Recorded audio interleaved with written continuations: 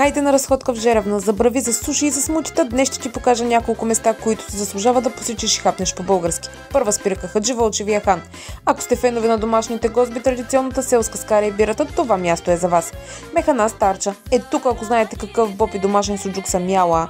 Този боб, заклевам се, имаше душа, ама толкова бързо го ядох, че не успях да го заснема. Черковното кафене. Тук не сервират, тук гощават. Домашно, вкусно, топло и уютно. За вас няма да се погрижа кой де, а собственичката. Последните вкусоти от Ергенското парти бяха приготвени точно от това място и доставени директно в къща за гости, песента на колелетата. Кафенето на Джимджук и Хая. Няма кой да не е чувал за кафето на пясък, нали? Тук се прави и даже ще надникна за завесата, за да ви покажа как точно се случва магията. И сладък суджук имат и още едно приказно място, което ще запазя за час-две.